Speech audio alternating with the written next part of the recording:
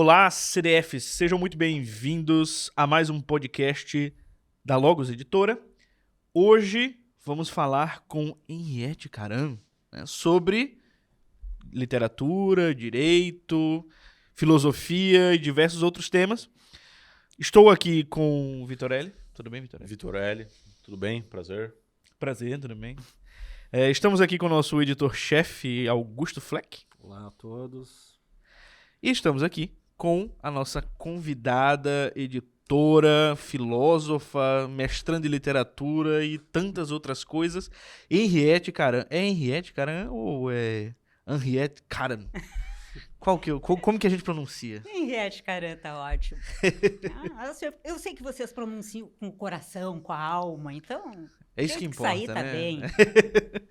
Bom, Henriette, você tem mestrado em teoria da literatura, doutorado em estudos literários e é editora aqui da Logos, tá? Henriette fez o nosso querido Hume, mostra aí pro pessoal, nossa edição do Hume, que além de estar belíssimo, está com um ótimo texto, está muito bom.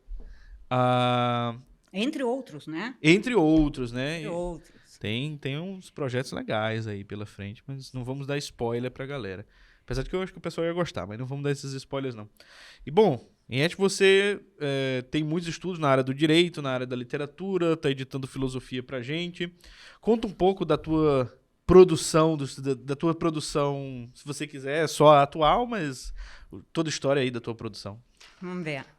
Eu sou, assim, multidisciplinar, né? Comecei com a formação na área de letras. Da área de letras, eu passei para psicanálise. Então, eu sou psicanalista, clínico, faço psicanálise clínica. Sou professora de literatura no programa de pós-graduação em letras da URGS, mas também já fui professora na Unicinos, um curso de psicanálise, e no direito, dando a disciplina de hermenêutica jurídica. E agora estou aí atuando, já faz algum tempo, com a filosofia, com a área da filosofia, que, na verdade, sempre me acompanhou, né? Eu digo que a filosofia é um conhecimento de base, né? Da filosofia, tu parte para todas as outras áreas que tu quiseres. E, embora eu nunca tenha tido um ensino, uma formação formal de filosofia, eu comecei a ler Platão com 12 anos de idade, né? Então, assim, a filosofia sempre me acompanhou na minha trajetória, né? Então, faz muito sentido e é engraçado, né? Porque eu fiz todo um percurso, lembrando do Machado de Assis, no Dom Casmurro, né? Que ele vai dizer que ele vai juntar as duas pontas da vida, o início e o final, né? É muito interessante pensar que agora eu estou retornando para a filosofia. É bem legal. E como, assim, tem muitos, e não é nenhuma crítica a eles, mas tem muitos especialistas de uma área só, né? Uhum. Aquela pessoa que não, eu quero fazer isso aqui, eu quero só filosofia, eu quero só literatura, eu quero só pro direito e tá tudo certo. Mas eu pelo menos vejo assim, eu acho que quase todos aqui devem ver assim, não sei se não acharem que deve ser assim, por favor digam. Mas você, por exemplo, fazer e trabalhar com literatura, psicanálise, direito, estudar filosofia é também uma necessidade, né? A gente, de certo modo, também precisa disso, né? Como é que você fez, assim? Você disse que começou a ler com 12 anos. Como é que você fez? Pô, tô trabalhando com essas outras coisas, mas tô estudando filosofia do mesmo jeito. Como é que é? Que, na verdade, eu sou da opinião de que todas as áreas das ciências humanas andam para e passo, né? Então, a gente tem uma compreensão de homem e de mundo em determinado período histórico que vai ser determinante, né? E, via de regra, isso vem da filosofia e que vai determinar todas as outras áreas. Vai determinar a filosofia do direito e, por consequência, o direito, vai determinar a compreensão da psicologia, porque vai determinar a compreensão de homem, a compreensão do comportamento humano. Então, assim, a gente tem a filosofia ali de substrato para todas as outras disciplinas. Isso eu estou falando das ciências humanas, mas o mesmo se verifica também com as ciências exatas, com as ciências da natureza, né? Já lá desde os pré-socráticos. Então, existe uma compreensão de mundo que a filosofia nos dá e que a gente pode pensar sempre como base, junto com os elementos históricos, para qualquer área do conhecimento. Qualquer área do conhecimento. Então, eu não consigo pensar o comportamento humano numa visão, seja ela cronológica, seja temática, sem ter substratos filosóficos para isso. Não tem como. Me parece que a literatura também tem esse aspecto, essa transversalidade, né? Não só a filosofia, mas a literatura, que são duas áreas do interesse, né? Parece uma condição para fazer essa interdisciplinariedade, um aprofundamento tanto em filosofia como em literatura, em certa medida. Mas e aí tem uma coisa bem legal, né? Isso que tu chamasse a atenção, eu acho que é bem interessante, Augusto. Porque existe, quando a gente trabalha a ideia de texto, o Matheus pode me ajudar nisso, a gente trabalha com dois pressupostos, né? O temático e o figurativo de um texto. Né? De que maneira um texto tem uma dimensão temática e tem uma dimensão figurativa. No texto literário, o que predomina é a dimensão figurativa. Através das figuras, a gente chega à abordagem de um tema. Na filosofia, a gente tem o contrário. A gente tem um substrato que é temático, que às vezes vai fazer uso da figuratividade, como os diálogos platônicos? A alegoria, não, a própria alegoria da caverna, ou a alegoria do sol, ou a alegoria da pomba, do Kant, ou a alegoria do cuidado, do Heidegger, são figurações para explicar conceitos ou teorizações filosóficas mais difíceis. Então, assim, o que a gente tem? A gente tem os dois par e passo, sim, né? Mas trabalhando, atuando em esferas diferentes predominantemente. Até mesmo em Aristóteles, né? São vários exemplos tirados da poesia, do teatro. Né? Sim. Né? A senhora é membro fundadora... Não me chama de senhora, por doutora, favor. A professora. É membro fundadora da Rede Brasileira de Direito e Literatura. Isso. Né? Eu queria perguntar mais sobre essa relação entre direito e literatura. Você comentou um pouco sobre literatura e filosofia. Assim, de onde veio essa ideia de criar essa rede de direito? De onde que surge essa relação exatamente? A RDL surge no Brasil em 2004. Ela é fundada e é uma rede brasileira, nacional, mas que tem vinculações internacionais. E ela vem na esteira de um movimento, que é o movimento de direito e literatura, estadunidense e europeu. Então, ele chega no Brasil, né, um pouco mais tarde, né, e hoje a RDL tem grupos de pesquisa atuando no Brasil inteiro. Basicamente, a gente pode dizer, eu tenho uma classificação que eu propus de como é que esses estudos, essas pesquisas em direito e literatura funcionam, né? Tem um viés mais representacional e tem um viés mais teórico-metodológico. Então, assim, existe um grupo de pesquisas que vai trabalhar com aquelas figuras do direito, né? A figura do juiz, o processo, a vítima, e tentar mostrar como é que o direito opera no mundo empírico e como é que ele está sendo representado na obra literária. Então, a partir da obra literária, da representação que a obra literária oferece, mesmo quando se trata de um texto datado, serve para problematizar as situações de hoje, contemporaneamente, no mundo empírico. Tá? Então, essa é uma vertente. A outra vertente que eu caracterizo, ela é teórica metodológica. Então, tu vais trabalhar com alguns conceitos da teoria literária, como o conceito de verossimilhança, coerência, que vem lá do Aristóteles, né? De atos da fala, os mais diversos conceitos, e mostrar como é que eles podem ser apropriados pelo direito. Um conceito que deu super certo foi o conceito de superinterpretação, né? O conceito do Humberto Eco, né?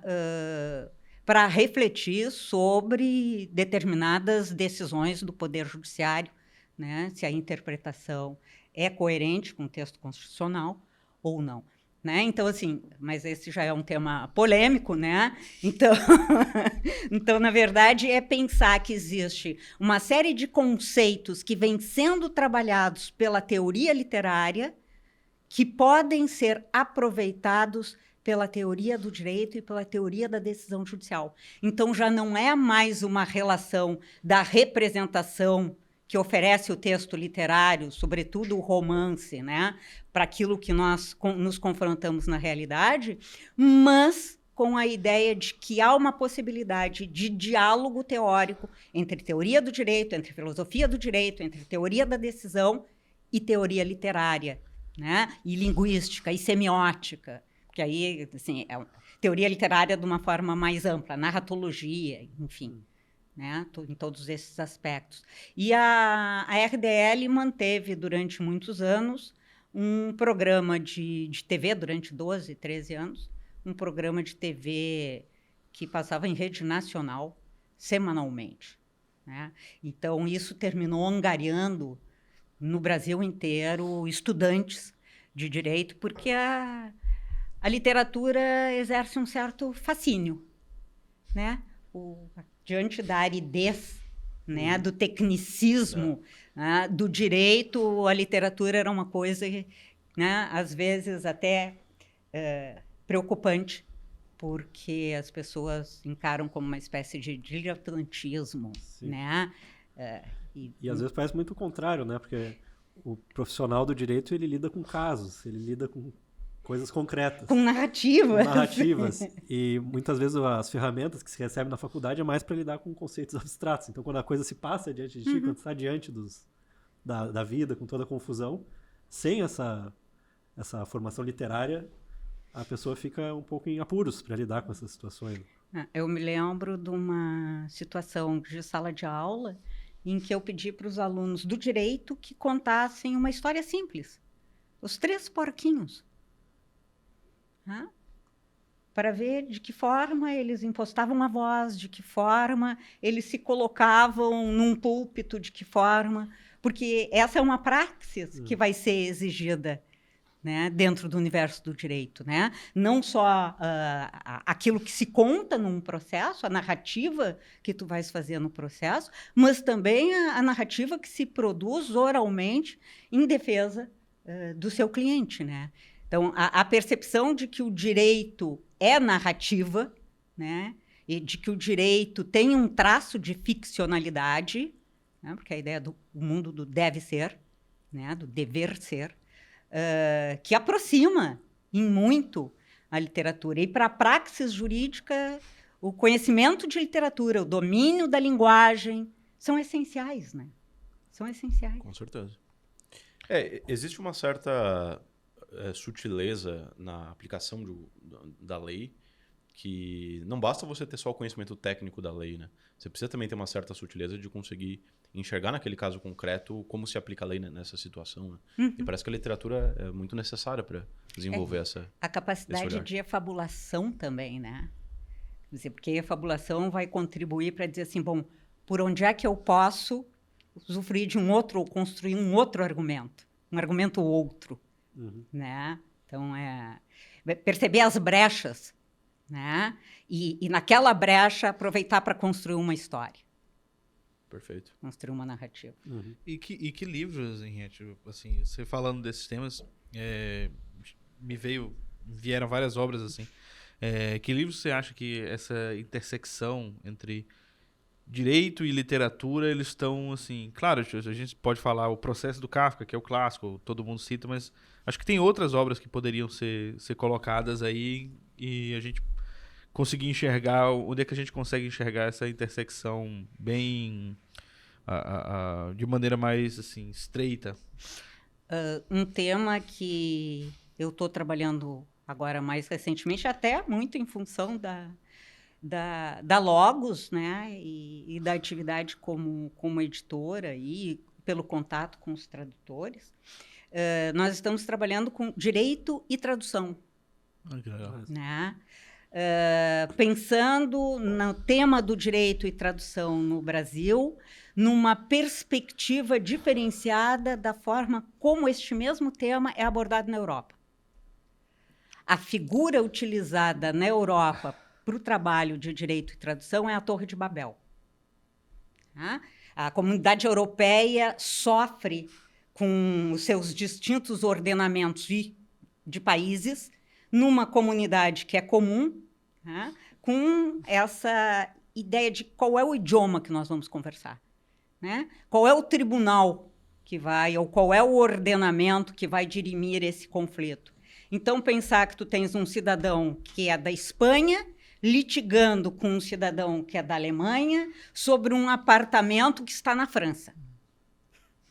Hã? Quer dizer, há todo 3 ordenamentos aí, né, diferentes, que, de alguma maneira, tem que dialogar, tem que haver tradução de um para o outro. Então, essa imagem da Torre de Babel no tema do direito e tradução na Europa faz sentido.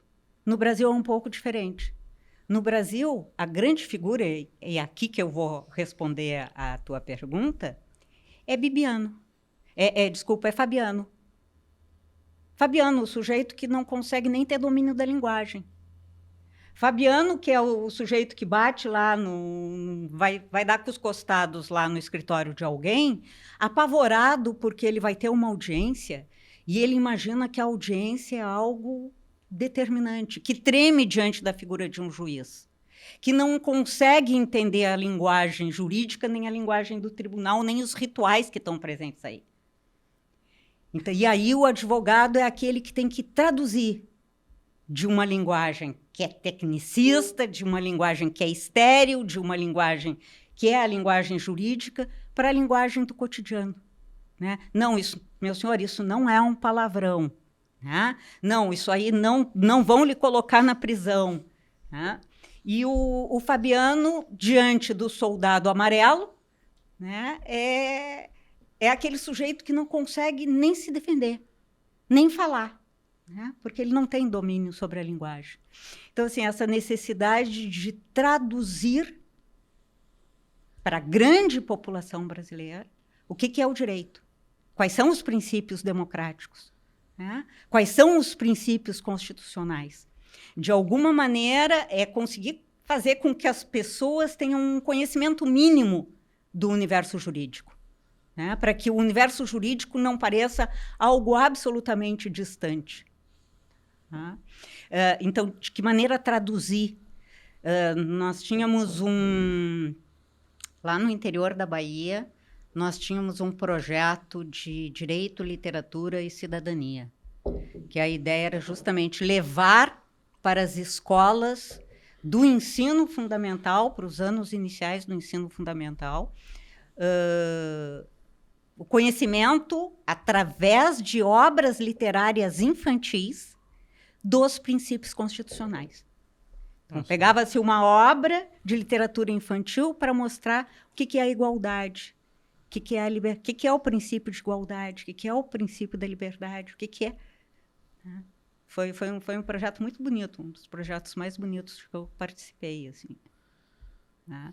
Uma atuação prática no mundo da vida, né? E não simplesmente na esfera da teorização, né? Com consequências práticas. Isso é muito legal. Eu gosto de imaginar que para a gente conseguir compreender um termo técnico, a gente precisa, de alguma forma, ter o referente desse termo técnico presente na nossa imaginação antes. Uhum. Então, a literatura realmente parece que tem esse papel, né? Eu queria aproveitar para perguntar, acho que a gente poderia aprofundar mais sobre o processo, né, do Franz Kafka. Porque acho que é um caso muito interessante assim, de retratação de como que é a perspectiva do cidadão diante da lei, né? De como funcionam as coisas e tudo mais. Poderia comentar um pouco? E ainda dá para trazer um pouco da psiquiatria aí também, né? Junto com o Kafka. É que, na verdade, assim, a gente tem essa dinâmica persecutória, né? Do sujeito que se sente acusado e acuado sem sequer saber por quê. Né? Então, a obra, claro, está inscrita ali na literatura do absurdo, está inscrita num contexto de guerra, né? Do absurdo da existência humana, desse momento em que a existência humana perde os seus valores maiores. Né? Mas, paralelamente ao processo de Kafka, e a gente poderia assim, ter uma série de outras questões, O Estrangeiro, de Camus, né? Nós também temos a cena do julgamento e também temos como é que um sujeito lida com isso, né? E o que a literatura está representando aí, de que maneira a justiça está representada aí com esse seu traço persecutório, né? De que persegue alguém que é inocente, né? Que a princípio, no caso do K, é inocente, né? No caso do Camus, não. Ele, de fato, matou um árabe na praia. Por causa do sol, né? Porque o raio do sol, né? Então, refletiu na faca e aí... O caso do K é interessante porque ele é inocente e acaba acreditando que era culpado, né? Ele morre sentindo que era culpado, no final das contas. Quem disse que ele é inocente? Verdade, verdade. Porque de fato, a gente tem, assim, ninguém é inocente. Né? A queda do paraíso Sim. nos coloca nessa posição animalesca, digamos assim, não é à toa que lá no final do romance, da novela, ele morre como um cão, né? Apunhalado e morre como um cão. Então, a gente tem esses componentes aí bem presentes, bem significativos, né? Mas nessa temática, e é engraçado, formalismo russo vai chamar a atenção para isso, de que maneira determinados temas são recorrentes na literatura, na filosofia também, né? As questões da filosofia, elas sempre se repetem, as posições, as posturas teóricas é que avançam, né? E se diferenciam, mas os temas estão sempre lá. Né? Os temas parece que é sempre uma repetição do mesmo, o que nos dá uma ideia de que está repetindo, aí psicanaliticamente, né? Por que se opera a repetição do mesmo? É porque aquilo não está resolvido. Né? Não há uma solução, porque não há solução definitiva para nada. Né? Quer dizer, solução definitiva também é um termo que, né, quando a gente escuta, nos remete ao nazismo e ao holocausto. Né? Desculpem, mas é que a minha mente, ela pula de um lado para o outro, assim, né? Mas tem um texto, voltando, né, para essa temática literária do julgamento, tem um texto pouco conhecido, intitulado Portas Abertas, de um italiano, Leonardo Sciascia, aonde ele vai contar uma narrativa muito simples de um sujeito numa cidadezinha da Itália, na época do fascismo na Itália, que comete um duplo ou triplo homicídio. Né? E uma das pessoas que ele mata é um grande nome do partido fascista da cidade. E aí ele vai, então, a julgamento. Né? E se entende que, nesse julgamento, ele seria condenado à morte. A narrativa conta um pouco como é que é o sistema italiano. Né? Então, tem o juiz principal e tem o juiz à lettera, o juiz que, nessa narrativa, é designado como o pequeno juiz. E os jurados, o corpo de jurados. Né? E o pequeno juiz, ele é um humanista. E ele é contrário, definitivamente contrário à pena de morte. Né? E nessa narrativa, a gente vê uma saída para essa situação. É um texto aí de 1950, não lembro bem. A gente vê uma saída para essa condição miserável do ser humano que parece não ter alternativa. Né? Parece que nós estamos condenados, né? Irremediavelmente condenados. O pequeno juiz, ao ser um humanista, ele consegue construir uma narrativa do crime de modo a reduzir aquilo que seria uma pena de morte para uma pena de condenação perpétua à prisão. Né? Mas ele salvaguarda, ele sabe que depois será reformado, mas ele salvaguarda a vida, né? E salvaguarda os seus princípios, né? De ser contrário à pena de morte. Então, é interessante, esse tema do julgamento, ele é muito propício, né? E é interessante também na literatura como a gente pode enviesar a narrativa e dar justamente isso que você está falando, né? Segundo os princípios dele, como é que ele narrou a história de um modo a não chegar nessa pena. E tem um romance que eu voltei a estudar agora, que eu sempre gostei muito, que talvez, não sei nem se eu posso chamar de romance, é o que eu estava refletindo recentemente, que é o A Sangue Frio, né, do Truman Capote, em que tem um caso bem famoso, inclusive virou filme, né? E se quem não puder ler o livro tão rápido, né, pode assistir o filme é muito bom também, o filme Capote, né, 2007, eu acho, alguma coisa assim. E no filme mostra assim, o assassinato, um assassinato de uma família numa cidade muito pacata dos Estados Unidos, uma cidade que, bem dizer, não tinha crime. E o Truman Capote era um jornalista muito famoso e vai investigar o que foi que aconteceu e começa a escrever um romance. Ele fala, não, esse caso é tão absurdo que eu preciso escrever um romance sobre ele.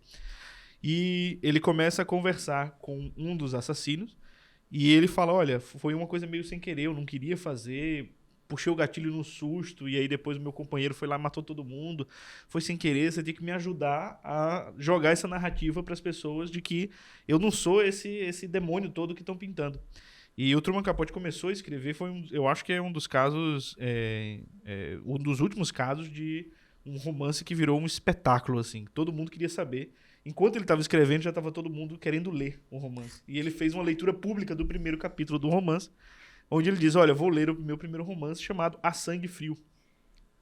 É o romance-reportagem, né? O romance-reportagem era justamente o que a principal testemunha dele, né, que é o assassinato, o assassino, era o que estava dizendo que não tinha acontecido, que não tinha sido um assassinato a sangue frio, e ele coloca o título do livro como A Sangue Frio, e que revolta a testemunha dele, que fala que não quer mais falar com ele depois disso, né? Então, assim, veja como, dependendo de onde você olha, o caso já virou outro. Inclusive, eles depois foram condenados à pena de morte, execução pública e tudo mais, né? Então, foi um caso que até eu acho que a literatura e a reportagem influenciou, né, na decisão final. Sim, sim. Tem uma questão também, que essa questão da pena de morte que a professora trouxe, eu acho interessante, porque ela interpõe assim, uma questão que muitas pessoas acreditam, do ponto de vista ético, que a pena de morte deve existir, por exemplo. Só que o direito complexifica um pouco mais isso, porque entram questões de caráter prático, né? Então, por exemplo, assim, eu acho que, sei lá, crimes de pedofilia, coisas absurdas assim, merecem pena de morte. Mas aí você deve pressupor que o Estado, o juiz, vai julgar corretamente todos os casos e ninguém vai sofrer a condenação injustamente. Então entram discussões de caráter prático que complexificam a coisa. E aí você percebe que direito e moralidade têm uma relação, mas não são a mesma coisa. Não é porque você é a favor da pena de morte que você deve ser a favor da condenação, né, da legislação sobre isso. Questões, inclusive epistemológicas, né, sobre qual grau de certeza se consegue obter sobre determinadas matérias. Exato. E depois pensar que o risco de condenar à morte um único inocente já Muito é grave. suficiente, ou já seria suficiente, né, para colocar abaixo a defesa da pena de morte. Né? Estou lembrando de outros textos que trabalham, de outros romances que trabalham com a pena de morte. Eu tenho um artigo sobre isso, sobre a pena de morte. O Último Dia de um Condenado, de Victor Hugo. Billy Budd, de Merville. Né? Que, de novo, nós temos um sujeito que é gago e que não consegue se defender, que mata, né, um superior hierárquico dentro do navio, não consegue se defender porque ele não consegue falar, né? Não consegue dizer que, na verdade, ele foi se defender da agressão que ele tinha sofrido, ele não consegue argumentar isso e termina sendo condenado à morte. Né? Que é a típica situação que traz exatamente essa situação do sujeito em estado de vulnerabilidade, acusado de algo e que não consegue fazer frente, né, à acusação que está sofrendo. Eu tenho uma lógica que tem a ver com as três áreas que eu trabalho do direito, da literatura e da psicanálise. Né? É preciso que alguém se encontre como sujeito do desejo para, então, se fazer sujeito do discurso, ou seja, conseguir produzir, né, inclusive uma autonarrativa, para então, sendo sujeito do discurso, ser sujeito de direitos. Então, nós não conseguimos chegar no nível de alguém assumir a posição de sujeito de direitos, né, sem ele passar pela possibilidade de se inscrever na cultura como sujeito do discurso e sem, antes disso, se inscrever nas suas questões pessoais como sujeito do desejo. Né? Então, assim, de que maneira é necessário nós alçarmos e, sobretudo, assim, pensarmos nas futuras gerações, né? Nos filhos. Como é que se propicia isso? Né? Como é que se favorece isso? Porque tudo que nós queremos, não resta dúvida, e todo mundo vai ser uníssono aí, é um mundo melhor. Né? Então, há algumas condições, né, a serem impostas para que isso se realize. A gente está numa situação assim, de polarização política muito, muito forte e estamos passando aí por uma série de julgamentos importantes. Como lidar com esse desafio no âmbito da hermenêutica num cenário de polarização política? Como funciona esse aspecto da objetividade do texto legal nesse cenário? Questão de 1 milhão de nomes. Acendeu a fogueira e colocou a Henriette bem pertinho, assim, ó. Vamos lá. A questão de milhões, né? Tu quer a resposta que vale milhões, né? Como é que se resolve isso, né? Eu gosto muito e trabalhei muito e continuo trabalhando a partir do Umberto Eco com uma tríplice dimensão, e ela é usada também na literatura. Sim. Com o Antônio Cândido. Quando o Antônio Cândido... Já retomo, tá? Tá. Quando o Antônio Cândido escreve a sua tese de doutorado, que é sobre a literatura como sistema, ele vai dizer que para haver literatura é necessário uma tríade. Tá? Autor, obra, leitor. Sem esses 3 elementos, tu não tens literatura. O que vem antes disso num país é manifestação literária, não é literatura. E aí ele vai fixar, né, que a literatura começa no Brasil a partir do arcadismo, porque no Barroco não existe um público leitor. Existe no arcadismo porque se montam as arcádias. Né? Claro, quem escreve é o mesmo que lê, eles se liam entre eles. Sim. Mas há um público, né, de escritor, há um grupo de escritores, há um público de leitores e há um conjunto de obras. Né? Essa ideia de autor, obra, leitor, também está presente na comunicação. Né? Quando tu fala de emissor, mensagem, né? O receptor. Né? E receptor, ou quando... Também a própria distinção de Aristóteles, de ethos, logos e patos. Né? Exato, né? Então tá lá. Então, assim, o que a gente tem? Quando nós pensamos no direito, nós também podemos, de alguma maneira, aproveitar essa mesma estrutura tripartida. Né? E dizer assim, bom, nós temos um autor da lei, que é o legislador. Né? Nós temos um texto legal, né? Independente do ordenamento, independente do que seja, se é a Constituição ou se é uma portaria, uma simples portaria, um regulamento qualquer. E nós temos um leitor, que vai ser o sujeito nessa posição de intérprete.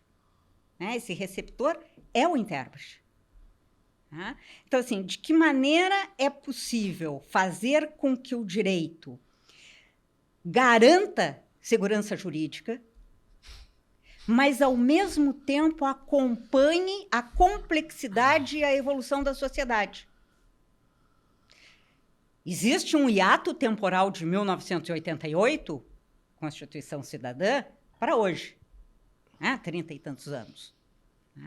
Como é que eu faço para interpretar o sentido do texto constitucional Nos dias de hoje. nos dias de hoje, considerando a complexidade e os avanços sociais que nós tivemos.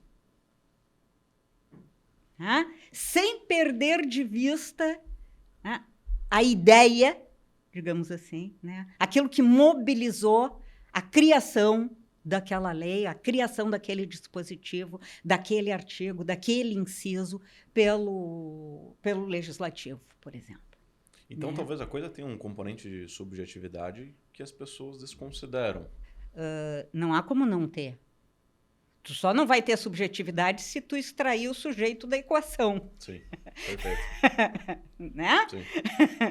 A questão é que se eu sei que há subjetividade, eu consigo colocar balizas para que essa subjetividade não transborde. Essa é uma questão.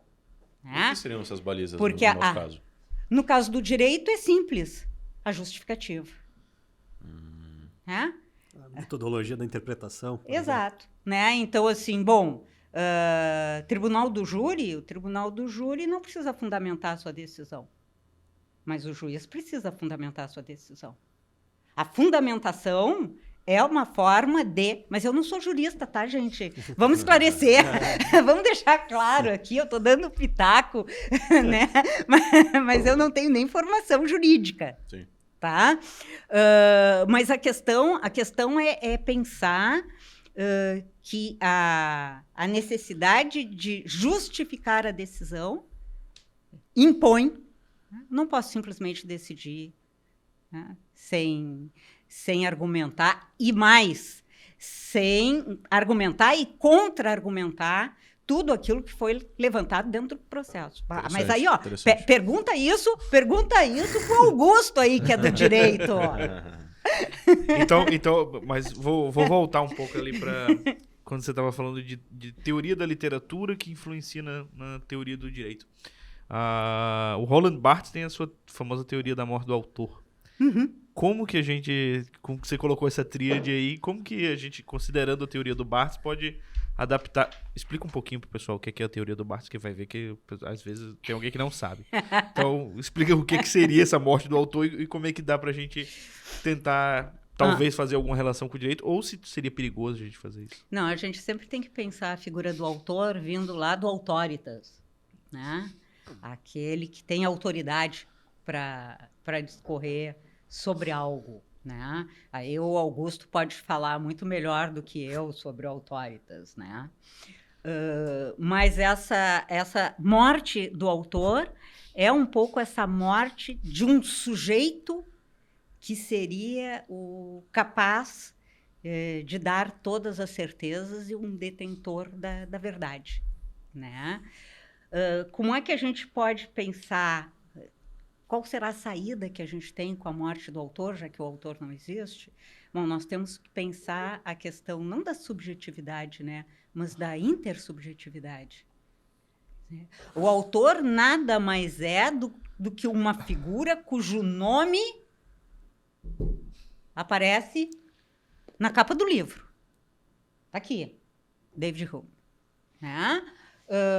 Mas essa obra é produto de uma época, de um período histórico, né? De um pensamento que pode, inclusive, ser contraposto e dialogar com os seus oponentes e os seus adeptos. Então, toda a construção discursiva ela vai ter um fundo de intersubjetividade. Só que, claro, cronologicamente, a gente vai descobrir isso, né? Nós estamos hoje no paradigma da intersubjetividade. A morte do autor abriu as portas para o paradigma da intersubjetividade, em certo sentido, né? Assim, já não há aquele sujeito que é o autor de um livro, né? É o nome que está na capa, mas há aqui todo o pensamento de um momento histórico. Assim como quando a gente pensa no Aristóteles ou no Platão, né? Sim. Tem até uma frase do Ibn Arabi, agora não vou saber citar exatamente, mas ele diz que o leitor dele poderia eventualmente entender melhor o texto do que ele próprio, porque quando ele lesse, ele poderia estar naquela estação, naquele estado em que ele se encontrava quando escreveu. Então ele abdica dessa autoritas absoluta, assim, individual sobre o texto. Vou te dar a contrapartida, né? Marcel Proust, no Em Busca do Tempo Perdido, vai dizer, literalmente, aspas, todo leitor, quando lê, é o leitor de si mesmo. Aquilo que ele, fecha aspas, aquilo que um sujeito lê no livro e é capaz de compreender e de interpretar, nada mais é do que os seus traços de subjetividade. Né? É um ler-se através do livro. Mas aí a gente tem que pensar naquele lance assim, né? De horizonte de expectativas, de horizonte de sentido, né? De que maneira nós projetamos tudo que nós conhecemos, né? Nós, cada um de nós investido da sua historicidade, né? A famosa pré-compreensão. É bem assim, heideggeriano, né? De que maneira nós projetamos isso para tudo, para toda e qualquer situação ou objeto com o qual a gente venha se deparar. Né? Então, assim, sim, na leitura de um texto, não tem como ler um texto, independente do tema, independente do estilo ou do gênero, sem que o leitor se coloque nessa leitura. Né? Sem que o leitor preencha aquilo que o pessoal da estética da recepção vai chamar de lacunas ou de pontos de indeterminação. Né? Nós vamos preenchendo o texto com a nossa história pessoal. Nós vamos estabelecendo, aí vem o Hume, né? Nós vamos estabelecendo conexões, nós vamos articulando ideias, nós vamos construindo um conhecimento outro que não se limita àquilo que está no texto, que extrapola aquilo que está no texto, né? Porque conjuga, e que também não reproduz completamente o que está no texto, né? Mas que conjuga algo que é do texto com algo que é meu, leitor, que é muito próprio, que é muito meu. Por isso que a gente pega 100 pessoas, né? E nós temos 100 leituras diferentes do mesmo texto. Né? Mas serve quase como um suporte, um roteiro para uma atividade interior. Né? E que bom, né? Tem mais uma questão que a estética da recepção vai trazer, que eu acho fantástica, que é a ideia de que nós podemos ler textos altamente belicosos num estado de absoluta tranquilidade e segurança da nossa casa, né? Na nossa caminha, né? Pode ler Meridiano de Sangue na rede, tomando água de coco, né? Só tem decapitação, assassinato. Exato. Então, assim, o texto nos transporta para um outro ambiente, para uma outra situação de vida. Por isso que, bom, qualquer leitura é conhecimento, né? E se for texto de filosofia, então, meus meninos, mais ainda, né? Porque aí a gente tem o conhecimento em 2 níveis, né? O conhecimento que todo livro oferece e aquele conhecimento que só a filosofia pode oferecer, que é a sua especificidade, né? Que não vai se encontrar em textos de outras áreas, né? Pode se encontrar outras coisas, mas não aquilo que a filosofia nos oferece. Eu queria entender um pouco mais qual seria essa especificidade, então, da filosofia. Questão de base, né? Quer dizer, a própria percepção que a gente possa ter do pensamento e da construção de pensamento que se faz. É engraçado como as coisas se unem, né? O Hume vai falar da associação de ideias, né? Numa perspectiva epistemológica. Né? Freud vai falar da associação de ideias numa perspectiva psicanalítica. Né? Vai trabalhar com a associação de ideias dentro da concepção da própria técnica psicanalítica, né? Da livre associação, que permite com que os conflitos inconscientes emerjam através dos sonhos, dos lapsos. Né? Essa compreensão da associação de ideias do Freud, que é psicanalítica, pode ser muito útil para nós pensarmos as questões psíquicas e inconscientes. Mas a filosofia que vai tratar da associação, no Hume, né? Da associação de ideias como um modelo epistemológico, que é desta forma que nós temos algum acesso a partir dos dados sensíveis que nos são oferecidos pela sensorialidade, né? É um passo a mais. Está se falando de outra coisa, né? De que maneira nós articulamos, associamos eventos que são semelhantes, contíguos, né? E de causalidade, que vão ser os 3 princípios do Hume, né? De maneira a nos oferecer alguma compreensão do mundo, né? Então, assim, a distinção entre a filosofia, que vai se ocupar do nível consciente e do sujeito, da intersubjetividade, da temporalidade, em cada momento e em cada escola, em cada corrente, numa abordagem diferente, né? Da maneira como a associação de ideias pode aparecer em outro contexto, né? Que vai aparecer lá em Freud, que vai aparecer também em Lacan. A ideia de princípio de semelhança, de continuidade, de causalidade, o Lacan trabalha semelhança e continuidade junto com Freud, em cima das figuras de linguagem do Jacobson. Então, assim, é outro contexto, mas a pergunta é, sem a base, né, da filosofia, é possível esse desenvolvimento outro que vem depois? Estava pensando esses dias, estava lá com a poética do Aristóteles, né? E... Essa a gente pode falar. É. Essa você já sabe. Eu tomei um susto. Eu, por um microsegundo, eu falei, pode falar essa não, essa pode. Essa pode. Não. É um lapso permitido. Não, vou falar outra coisa. A poética de Aristóteles, né?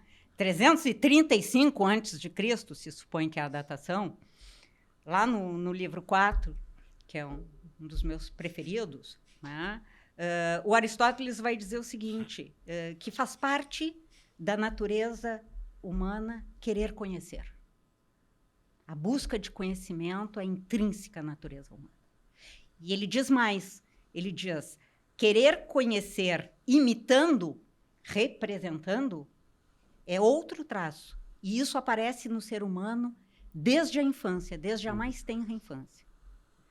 335 a.C. Ok. Freud, 1905. 3 ensaios sobre a sexualidade. O que ele vai falar? Vai falar do desejo da criança de conhecer. E cria a expressão pulsão epistemofílica. Pô, 2.100 anos, gente. Tá? E aí, assim, o Augusto estava numa fala dele num vídeo que anda circulando por aí, né? Dizendo assim, não tem o que o cara não falou. O tio Ari, falou de tudo. Né? Não tem área que não tenha que não deva a Aristóteles um tributo, né? Então a gente observa essa, num certo sentido, uma espécie de perenidade, né? Se alguma coisa nesse mundo de incerteza, nesse mundo de pós-verdade, né? Se alguma coisa ainda nos permite manter os pés no chão, é existir, né, um Aristóteles que, de alguma maneira, nos consolida algo e que nos serve de ancoragem, né? Porque senão a gente entra no processo do delírio, né? No processo de jogados na total incerteza, que é absolutamente improdutiva, né? Da inexistência de qualquer verdade, né? E ficamos numa situação de absoluto desamparo, né? De absoluto desamparo. Aproveitando esse assunto, a professora poderia comentar um pouco dos meios que David Hume tem para evitar esse ceticismo pirrônico excessivo, assim? Olha só, ele insiste em me chamar de doutora, de senhora, Professora. de professora. Uma forma de respeito. Olha só, todo mundo aqui é professor. Vamos lá. A questão é como, apesar do ceticismo, né, acreditar na possibilidade de conhecimento, de que se conheça alguma coisa, né? O conhecimento pode ser provisório, né? Ele não precisa ser necessariamente um conhecimento definitivo sobre algo. E é por isso que nós temos que estar sempre indo atrás, né? A cada premissa que não se confirme, é necessário uma nova tentativa, uma nova construção. Então, assim, acho que o primeiro aspecto que o Hume vai trazer é essa necessidade permanente de dedicação a uma busca, né, de novas formulações e formulações que deem conta de uma realidade, né, minimamente, sempre provisória, né? Depois, como é que cada um de nós consegue lidar, aí a psicanalista vai falar, né, com o seu narcisismo diante da impossibilidade de uma totalidade. Como é que nós sobrevivemos, né, narcisicamente, quando nós nos defrontamos com o fato de que nada é totalizante, de que nada é absoluto, né? A necessidade de uma resistência narcísica aí, né? De que, ao contrário de... se eu sofro um abalo narcísico diante dessas impossibilidades, eu tenho que colocar à minha disposição a continuar em busca de alguma coisa. Então, assim, conhecimento que se constrói na ideia de que não há conhecimento totalizante, né? Isso que nos frustra, ao mesmo tempo, nos move, né? Nos mobiliza, né? Então, o narcisismo talvez seja, nesses momentos conturbados que nós estamos vivendo, né, a característica mais letal, né? Como é que nós nos sentimos, né? Na nossa fragilidade, na nossa impotência. Ninguém é super-homem, ninguém é Mulher Maravilha, né? Por que é que nós temos que construir narrativas de superação? Né? De que maneira isso se dá? O Freud vai falar dos 3 grandes abalos narcísicos da humanidade, lá em 1900 e pico, que vai ser a descoberta de que a Terra não era o centro do universo, né? De que o homem era só mais um elo na cadeia evolutiva. Então, ele, né, pega Copérnico, pega Darwin, e aí vai dizer que o terceiro grande abalo narcísico que a humanidade sofre é com ele e com a teorização do inconsciente. Quer dizer, quando o ser humano descobre que não é nem senhor na sua própria casa, né? Então, assim, esse abalo narcísico que nos acomete diante da incerteza, que nos acomete, ou da... Não há mais crenças, né? O abalo que o dogmatismo, a queda do dogmatismo promove, né? Como é que se faz? Como é que se faz com isso, né? De que maneira eu sobrevivo no meu narcisismo individual, né? Sabendo, da mesma forma, que eu sou um ser para a morte. Né? Como é que eu lido com... Não tenho certezas, não existe verdade, e sou um ser jogado no mundo da Dasein, né? Sartre, voltado para a morte. Né? Bom, eu tenho que deixar cair a ficha, né, de que nós somos vulneráveis, sim, né, de que não somos superpotentes, né, e de que, de alguma maneira, isso não nos impede de seguir construindo, seguir vivendo, seguir pensando, seguir dialogando, seguir lutando, porque viver é isso, né? Viver é isso. Perfeito. E tem uma experiência interessante. Eu esqueci o nome do efeito que dá. Qual é o nome desse efeito, mas é um efeito que acontece com alguns astronautas quando vão lá para o espaço e vêm à Terra e vem o resto do universo e material ali. Nossa, eu tô ali, eu tava ali no meio, então, ou seja, não é nada, né? E eles voltam, parece que é Overview Effect o nome. E eles voltam com depressão, voltam assim, totalmente complexados. Eu acho que me parece ser semelhante ao que você tá falando.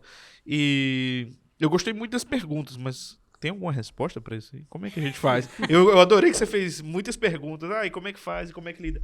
Mas tem alguma resposta? Como é que lida? Como é que faz? Não. E tem que ter resposta. Não sei. A filosofia não vem do espanto. O espanto é feito de perguntas. Mas segundo Aristóteles, tem que terminar sem o espanto. Sem o espanto. Só se inicia, né? Uhum. Mas talvez a resposta a gente só alcance depois da vida. A resposta completa parece com certeza que é isso, né? Agora, será que não existe uma certa resposta parcial a qual a gente tem acesso? Porque eu fico me perguntando, assim, esse universo em que, assim, o homem não possa experimentar nem um pouquinho de certeza em nada, me parece um pouco... Sei lá, nem que sejam os princípios da lógica. Sim, claro, né? Mas independente, aí o Hume vai trabalhar com essa possibilidade do conhecimento racional, né? Seja das relações matemáticas, seja das relações da lógica, né? Mas assim, não há como ter incerteza ou duvidar de que essa mesa existe. Os solipsistas duvidam. Né? De que essa mesa existe, de que ela está aqui. Que mesa? Tira o óculos desse cara. Não, agora enxergou a mesa. Né? Então, assim, pensar que... eu tenho na minha tese de doutorado, eu desenvolvo uma imagem e eu trabalhei com esse texto do Hume pensando o tempo inteiro nessa estrutura, né? Que seriam as dimensões do psiquismo, né? Humano, que iniciam com a sensorialidade, que é o que nós temos de contato imediato com o mundo, né? Através dos 5 sentidos, né? A afetividade, sensorialidade, afetividade. Ele vai trabalhar, o Hume vai trabalhar as impressões nessa ideia, né, dos dados sensíveis e das emoções, das paixões, né? Depois disso, nós temos a imaginação, invertendo, a memória e a imaginação. Então, se os dados do sentido, se os dados sensíveis nos dão a percepção do presente, a memória nos dá a percepção do passado, a imaginação nos dá a percepção do futuro, né? A razão, sim, que entra aí de acordo com Hume, né? Para as relações matemáticas e para as relações lógicas. E o que não aparece aí, no Hume, porque não faria o menor sentido, mas que aparece no meu esquema lá, são os níveis de consciência. Porque desde da concepção do eu freudiano e da concepção do inconsciente, nós temos que pensar que a minha percepção sensorial da realidade também é mediada por elementos inconscientes, não só por elementos conscientes, né? Então, que a minha memória, né, o Freud vai falar das lembranças encobridoras, né? Que a minha memória também é contaminada por conflitos e questões inconscientes. né? Então, assim, em todas essas esferas, o inconsciente está aí. Está presente na sensorialidade, está presente no afeto, ou seja, está presente na impressão, na percepção da realidade exterior, na afetividade, está presente nos dados da memória que vão ser acessados, como serão acessados, quais serão acessados e quais serão esquecidos, né? E aí a gente tem a questão do trauma, né? Que faz com que o sujeito esqueça determinados conteúdos, né? De que maneira a minha imaginação é moldada num sentido ou em outro.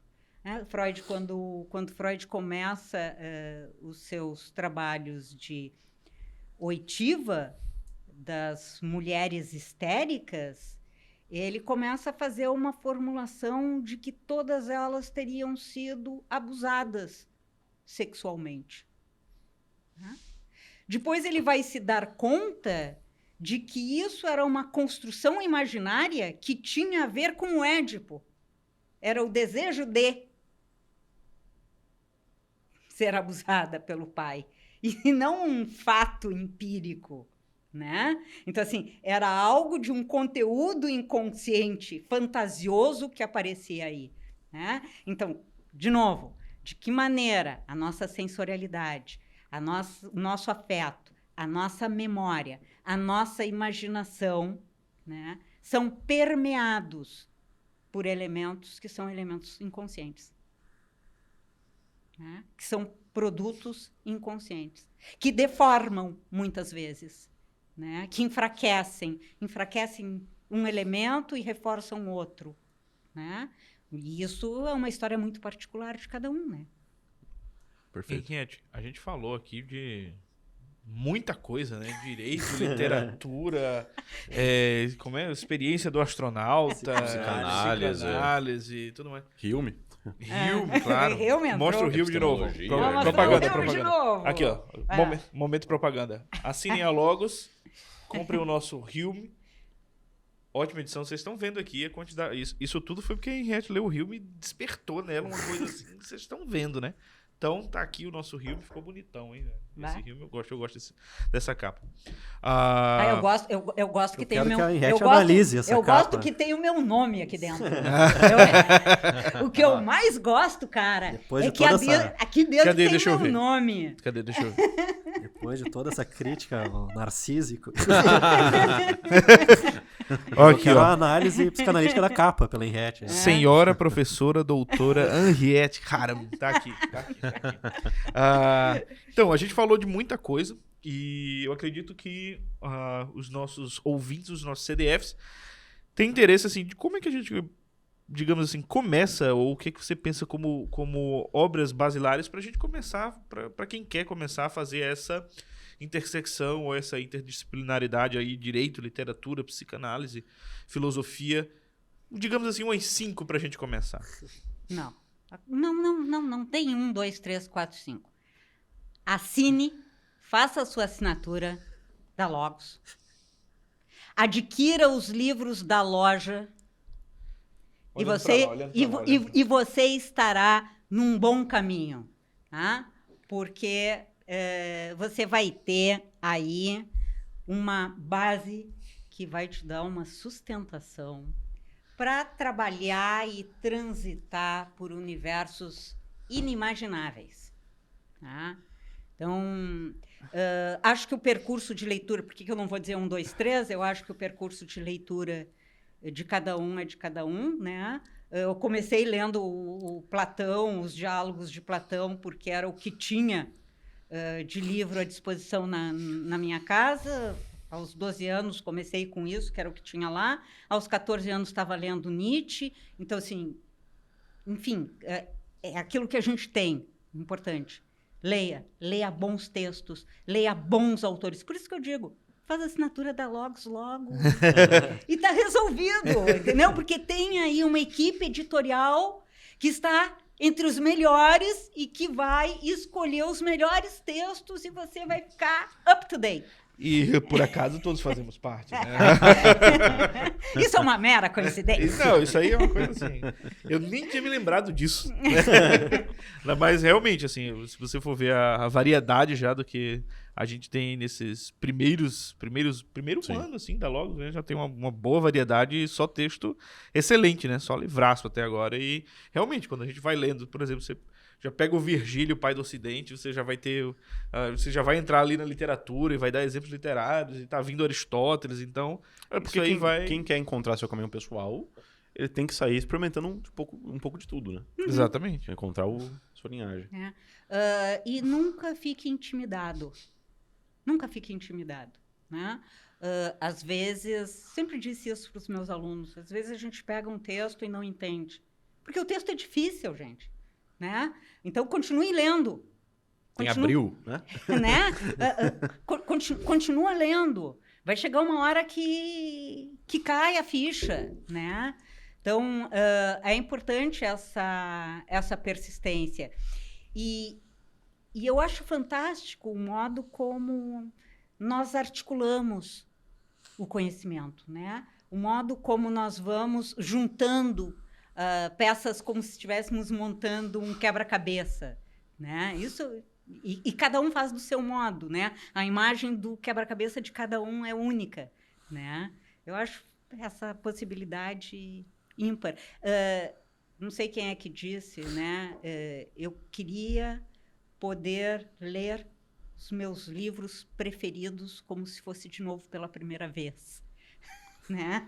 Para ter o prazer, a satisfação, né? O estranhamento, aquele inusitado. Né? Sim. Essa experiência de leitura, isso é muito interessante, gente. Eu falei aqui num dos podcasts passados que uma das primeiras experiências filosóficas minhas foi tentar ler o Ente Essência de Tomás de Aquino. Nossa. E parar na primeira página. Eu falei, cara, o que esse maluco tá falando aqui, velho? Sem condição, cara. Aí eu fui ler a República do Platão. Eu falei, olha, é mais difícil de entender ainda, tem umas paradas que tá, o que é que ele tá querendo dizer aqui, mas é bem mais fácil, né? Até o formato ajuda. Sim, o formato né? já ajudou. Formato Exatamente, narrativo. E aí depois também na faculdade, eu me lembro que uma das grandes críticas lá que houve para um professor, a faculdade de História e Filosofia, né? A filosofia da história e tudo mais, ele falou, não, vamos pegar um primeiro capítulo aqui da Crítica da Razão Pura pros alunos do primeiro período, cara. Os alunos tinham acabado de chegar da escola, os caras, o que esse professor tá fazendo assim? E ele tinha colocado uns 10 textos pra gente ler. E foi Kant 6 meses, porque não saiu daí. E eu não sei se eu entendi. Então, assim, foram Ele sabia gerando o que tava opções, né? Mas foram gerando opções. Tá, então tem esse outro cara aqui, então tem isso aqui, tem isso aqui. E a gente vai experimentando, né? O percurso do leitor é bem esse mesmo. Acho que cada um tem uma história pessoal aqui em relação a isso, e quem não tem essa história pessoal ainda em relação à sua construção do leitor vai fazer, né? Vai acabar fazendo. Eu me lembro que eu estava lendo, eu devo ter visto alguma coisa assim, e, sei lá, coisa de adolescente que está se interessando por política. Eu tinha uns 14 anos, eu li o 1984, estava lendo, né? Ai, nossa, genial, meu Deus, que crítica política aguçadíssima, né? A primeira coisa que a pessoa estava lendo sobre que tinha algum fundo de política, né? E levei pro cursinho de inglês. E aí meu professor era britânico, ele fez assim, muito legal, você tá lendo Orwell, não? E eu achando que ele ia ficar todo orgulhoso, né? Nossa, tá lendo Orwell. Ele falei assim, por que você não tá lendo da sua terra? Eu falei, como assim? E tem isso aí? Como é que é? O pessoal escreve assim aqui também? Como é que... Aí ele fez, não, eu acho que você tinha... Aí ele passou uma série de coisas, e eu me lembro que ele falou no nome do Gabriel Garcia Marques. E aí eu viajei pra casa da minha avó de férias, cheguei lá e vi, Sem a Solidão, Gabriel Garcia Marques. Eu falei, Val, posso pegar isso aqui? Pode. Pega aí, acho que você vai gostar. E aí, pronto. E aí foi criando o caminho, né? Então, o caminho às vezes é esse. O interessante da gente participar de um clube como a Logos é que cada mês, agora vai ser cada mês, se liga aí. Cada mês é uma coisa nova, é um caminho diferente que está se abrindo ali para você. Às vezes, putz, nunca tinha ouvido falar do Rio, não sei o que é. Não sabia, não tinha interesse em ler o Banquete de Platão. Tá. Você pode começar por aí e daí a coisa vai se abrindo, né? Mostra o banquete, ó. Esse tá bonito, hein? Ó, que beleza. Em primeira mão. Esse é top. Esse ficou bonito. E é inevitável, né? Quanto mais a gente lê, mais a gente quer ler, mais a gente entende, mais a gente se sente à vontade, né? Mais nos coloca a vida em perspectiva, né? Então, a leitura É algo indispensável. E quando a gente tem um clube, né, de assinaturas em que as escolhas são todas elas muito bem pensadas, né, isso facilita horrores, né? Isso favorece um monte, né? Porque eu vou parar na frente de uma infinidade de livros, assim, o que eu compro, né? Então, assim, tem uma equipe editorial aí pensando estrategicamente, né, em autores, em textos, e de que maneira é possível dar conta de uma infinidade, né, de obras e de autores, que é o campo da filosofia, né? E é o problema, e resolve um dos grandes problemas que eu acho que todo mundo tem hoje, que é esse paradoxo aí de decidir alguma coisa, né? Quantas vezes a gente se pegou na frente da Netflix ali, vou assistir um filme, o quê? Eu sempre digo pra minha esposa escolher, escolhe. Depois que você escolher, você me chama. É mais fácil, porque eu não vou perder 1 hora pensando o que é que eu vou assistir. Então tem essa questão também, né? De você, às vezes, estar ali de frente para uma prateleira de livraria ou ali nos carrinhos da vida e falar assim, o que é que eu faço? E bom, se a gente já tem uma equipe que escolhe isso, que já mostra isso e tenta variar, fazer coisas dos mais diversos formatos, mais diversos autores, isso ajuda bastante mesmo. Claro. Com certeza. Ficou faltando alguma coisa? Não, acho que é isso. Né? Eu acho que ficou faltando muita coisa, né? Sempre fica. Olha só, psicanálise semiótica, teoria literária, narrativa do eu, subjetividade, memória, identidade, alteridade, imagem do eu, produção discursiva e imaginário. Eu acho que faltou isso aí, né? Pra gente começar a entrar. Freudianamente, eu vou te dizer que a falta, né, lacanianamente, talvez mais, nos inscreve como sujeitos. Olha só. Não há como. Não há. É bom faltar. É bom que falte. Né? Sem falta não há desejo. Então, Henriette para os próximos podcasts. Sem desejo não há parte 2. Exato. Sem falta não há desejo. Né? O que nos coloca em movimento é justamente isso que falta. Isso que nos falta. Né? Isso que a gente vai atrás. Isso do que a gente vai atrás. Eu acho que tinha que ter um semanal com a Henriette. Né? E mais, assim, e quando eu acho que o meu desejo é aquilo, que se eu tiver aquilo, vou... É que nem o cara que tem compulsão de compra, né? Ele compra aquilo, mas aí o desejo já está em outra coisa. A gente vive isso. Eu vi um meme, um dos melhores memes filosóficos do mundo, e eu fiquei com pena que não foi o pessoal da Logos que fez, que eu achei uma maravilha. Que é um cachorro correndo atrás da roda do motoqueiro, e o motoqueiro para e fala assim, e aí, vai fazer o quê? E o cachorro fica completamente assustado, ele fala, cara, eu nunca cheguei nisso. E aí colocaram lá, a legenda era tipo assim, a ânsia de ter e o tédio de possuir. Tipo assim, o cachorro chegou lá e falou, cara, agora eu faço o quê, né, velho? A roda parou, tá na minha frente, o que é que eu faço? Então acho que é isso, pessoal. Muito obrigado a participação, principalmente aqui da Henriette. Eu é que agradeço muitíssimo o convite, estar com vocês, assim, sempre muito legal. Seja no presencial ou no online, né? Beleza. Muito, muito obrigada pelo convite. Uma satisfação participar aqui. Nós que agradecemos em nome de todos os CDFs. Valeu, Vitorelli. Maravilha. Muito obrigado, Henriette. Valeu, pessoal. Valeu, Augusto. Então, é isso. Muito obrigado. Lembrem de assinar a Logos. Se você estiver assistindo, dependendo do mês que tiver, eu nem sei qual mês que vai estar assistindo, né? Lá pra frente. Então, eu não vou dizer qual é o livro, porque vai que eu erro, né? Eu sei quais são, mas eu não vou falar. Mas assine a Logos, né? Temos um livro mensalmente agora. E aproveite aqui, se inscreva no nosso canal, curta o vídeo, compartilhe. O vídeo ficou muito bom. Né, o podcast ficou muito bom, vai gerar vários cortes, eu tenho certeza. O pessoal do vídeo vai ter que trabalhar aí, não tem o que fazer. E esperem também os próximos podcasts da Logos. Ok? Um abraço, tchau, tchau e Valeu. até mais.